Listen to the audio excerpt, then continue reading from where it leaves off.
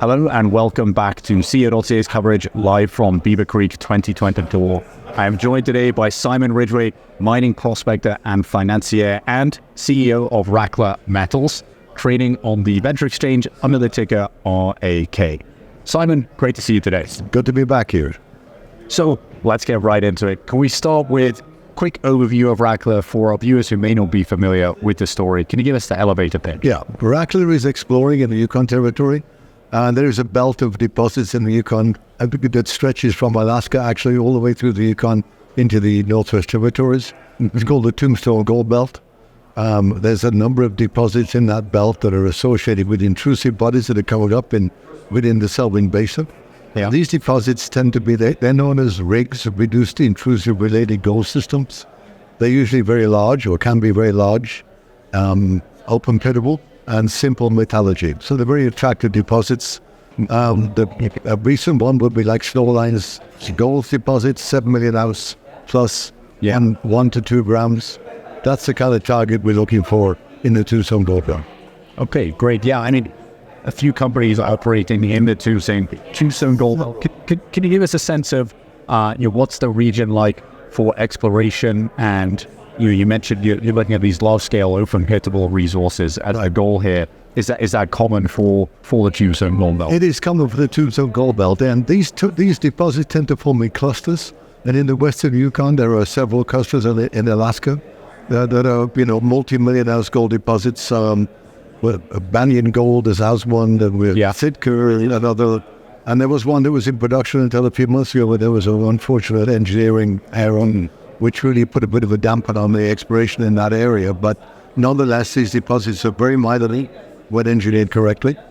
And in the eastern Yukon, there was a discovery by Snowline Gold that was very large, 7 million ounce plus and still growing. Yeah. So that attracted us to the eastern part of the belt, which had really not been explored before.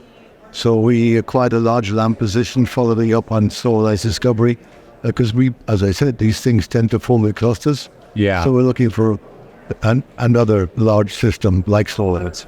Okay, fantastic. And in terms of the geological system you look at here, the rig system, what's the significance of this, and how do you know when you found a system? Well, they usually outcrop the surface or very close to the surface. So the significance is, like I said, very large, usually high grade, good grade, and simple metallurgy. So they're very attractive deposits for large mining companies to buy.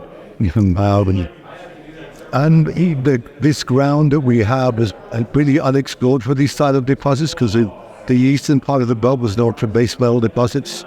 Mactung, large tungsten deposit is there, a very large lead zinc silver deposit that's owned by Fireweed Metals. Yeah. So the area is very mineralized, and that is not being explored for these rig systems where we are. Okay. Well, very exciting to see. I want to change focus a little bit to the Grad property. Can you tell us a bit more about the history of that area and how you came to acquire it? Well, the Grad property was basically locked out of staking for the last 15 or so years. It was in the Northwest Territories, the government and the First Nations groups were looking to decide what land should be put into parks, what land should be put into First Nations, and what should be opened up for industrial uses. Yeah. And in July of this year, they opened up the certain area for industrial uses, and part of that, the belt passes through part of that area, the Tombstone Gold Belt. Okay. And there were some intrusives in there that had some good geochemistry from government regional work.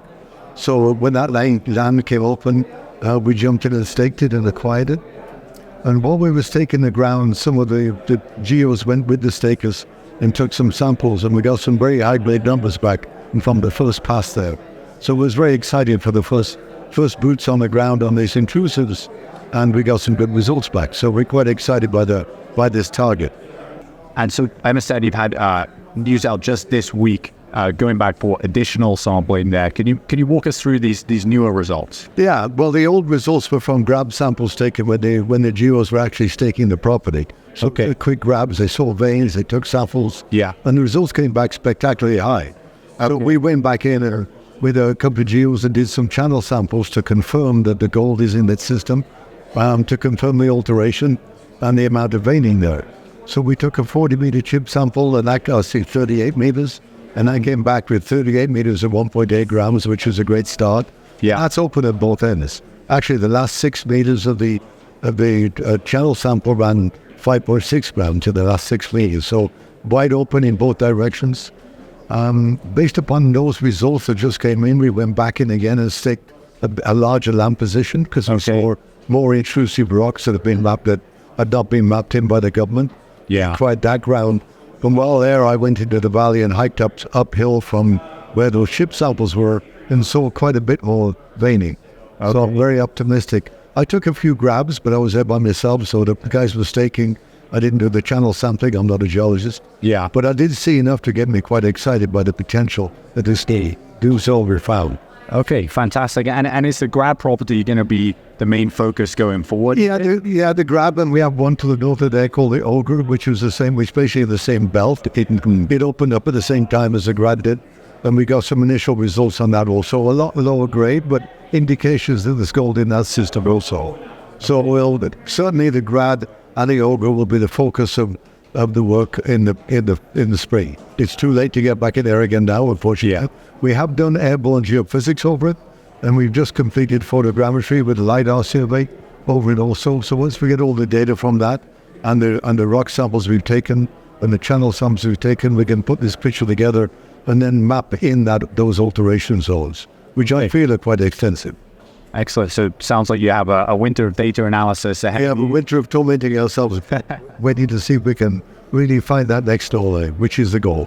So I guess just looking ahead here, in terms of news, what can investors expect from Rackla over the next 6 months or so? Well, in the next month, there'll be further results from the sampling that I took and the geos that we took at the time they was taking that extra ground. Yeah. We'll have the results of the geophysical survey and the LiDAR survey, and then the plans for next year. I think with the LiDAR survey and the results we have from the various grab samples and channel samples we took, we'll be able to really get some idea of the size of this alteration zone, and then be able to relate that across to the investors.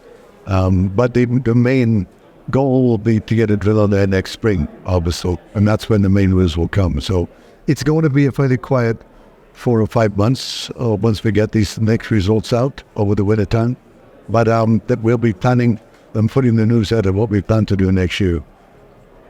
Okay, fantastic. Well, Simon, sounds like the pieces are coming together for an exciting future for us. Very quickly for new claims we just staked. Yes, absolutely. Yeah, quite the turnaround time. Yeah. Well, looking forward to more updates from Rackla into next year. Thanks so much for joining us today. Thanks for the invite. Appreciate it.